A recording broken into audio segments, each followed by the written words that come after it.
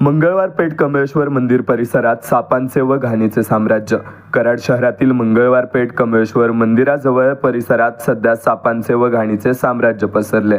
येथील उघड्या गटारांमुळे वारंवार साप निघत असल्याच्या घटना समोर येत आहेत. त्यामुळे परिसरातील नागरिकांमध्ये भीतीचं वातावरण निर्माण झाले. विशेषतः लहान मुले या परिसरात खेळत असल्याने त्यांच्या जीवाला मोठा धोका निर्माण झालाय. उघडी गटारे, साचलेली घाण आणि अस्वच्छता यामुळे अपघाताची शक्यता नाकारता येत नाहीये. या गंभीर परिस्थितीकडे नगर परिषदेने तातडीने लक्ष द्यावे अशी मागणी स्थानिक नागरिकांनी केली आहे. परिसरात लवकरात लवकर स्वच्छता करण्यात यावी, तसेच उघड्या गटारांवर मजबूत झाकणे बसवावीत अशी विनंती आता नागरिकांकडून करण्यात येते.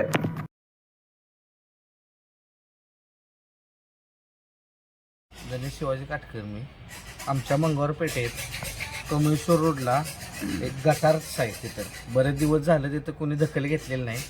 लहान मुलं इथे खेळत असतात. मध्यंतरी इथं विषारी साप घोणस नावाचा साप निघालेला, तर इथं त्याची लवकर दखल घ्यावी. त्याला चेंबरला पण हे नाही, झाकण वगैरे लावून घ्यावं.